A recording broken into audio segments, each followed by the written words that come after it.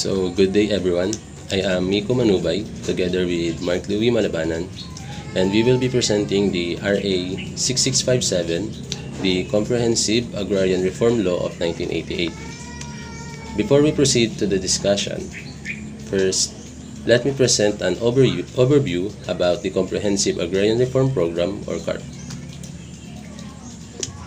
What is the Comprehensive Agrarian Reform Program or CARP?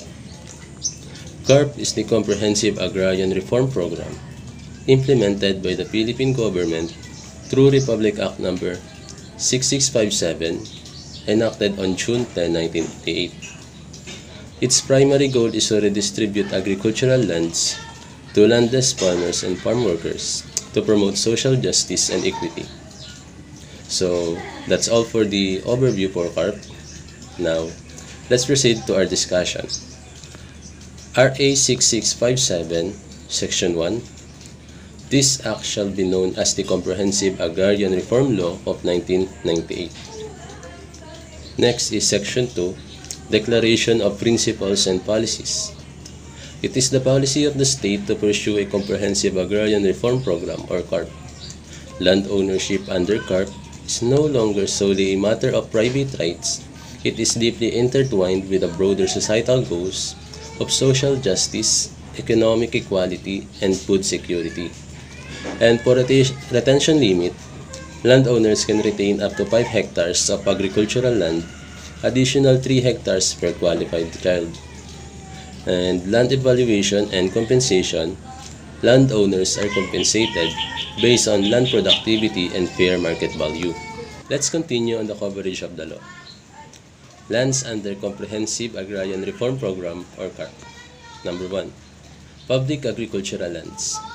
These are lands owned by the government that are suitable for agriculture. Includes areas that are idle, abandoned, or reserved for agricultural use. Next is the private agricultural lands. These are lands owned by individuals or corporations that are being used for agricultural purposes.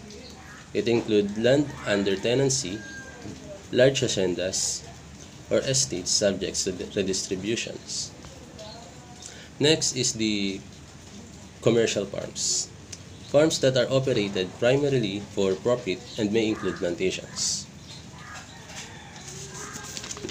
Next is idle or abandoned lands. These lands are not being cultivated or utilized for agricultural purposes, regardless of ownership. Next, land with tenurial arrangements. These are lands where farmers work under lease or tenancy agreements, particularly in rice and corn production. Number 6 and last, ancestral lands. These lands are traditionally occupied and used by indigenous people for agriculture recognized under CARP. For the next part of the report, let's tackle the implementing agency of CARP. Number 1, Department of Agrarian Reform or DAR. This is the lead implementing agency which oversees the overall implementation of CARP. They identifies and prioritizes land for distribution, coordinate with other government agency for support services. Next is the Land Bank of the Philippines or LBP. Main role of LBP is land valuation and compensation.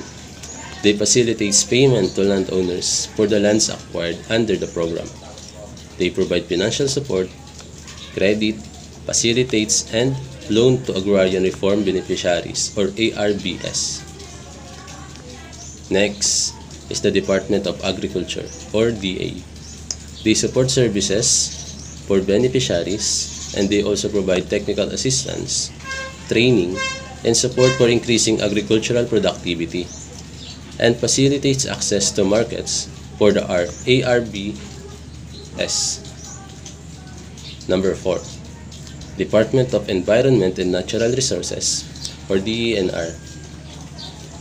Their main role is land classification and public lands. They manage forest lands and ensure that only eligible agricultural lands are redistributed. Last, other agencies, and local governments. Role of government units or LGUs is to assist in identifying potential CARP beneficiaries, then support DAR in implementing agrarian reform at the local level. After discussing the agencies that helps in implementing the law, let's now find out who benefits from the law. Beneficiaries of CARP, but before we find out, let's figure out who's qualified. Number 1. Landless farmers and farm workers. They are the farmers who do not own any agricultural land but work on the land as a tiller. Priority is given to these who are directly engaged in farming activities on the land subject to redistribution. Number 2. Tenant farmers tilling the lands covered by CARP.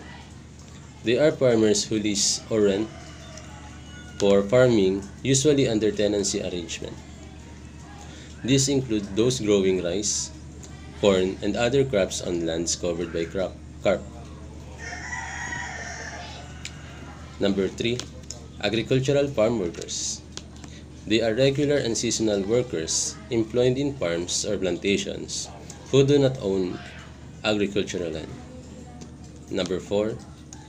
Heirs of farmers.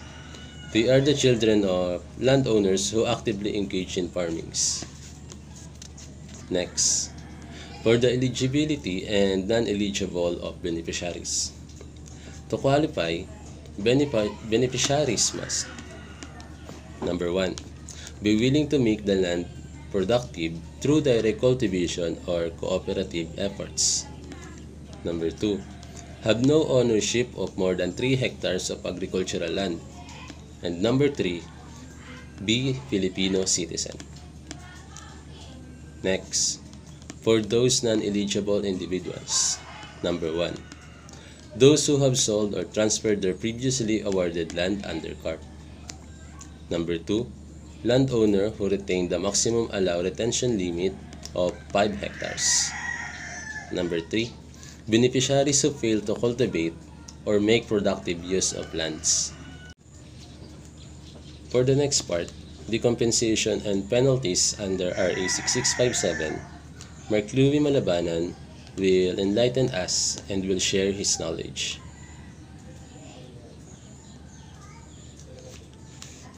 The Comprehensive Agrarian Reform Act or CARP under Republic Act No. 6657 provide a mechanism for compensation to landowners and incentives to encourage compliance and participation in the program. Compensation for landowners. Number 1. Just compensation. Landowners whose lands are acquired under CARP are entitled to just compensation based on land productivity, fair market value, location and improvements on the land, and the Land Bank of the Philippines or LBP is responsible for determining and processing compensation. Number 2 is mode of payments for landowners may receive compensation in the form of cash payment, which is up to 25% of the total compensation is paid in cash. Number 2 is government bonds, which is 10 to 30-year bond is issued by the government, redeemable annually with interest. And the last one is other compensation forms, which is tax credits or payment for outstanding obligation to government agencies, shares of stock in government-owned corporation, or other entitles, land of equivalent values, and other areas. So, aside for compensation for landowners, we also have incentives for landowners. Number 1 is retention rights, which landowners can retain up to 5 hectares on their land, and additional 3 hectares may be retained per child who is directly engaged in farming. Next is tax incentives, which landowners transferring land under CARP receive tax exemptions on land transaction.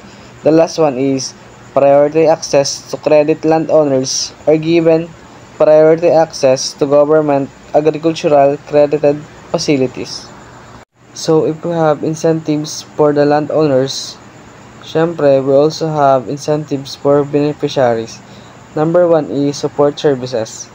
Beneficiaries are entitled to comprehensive support services including agricultural training and education, access to farm inputs, technology and irrigation system, assistance in marketing and selling products, credit facilities and subsidies for production.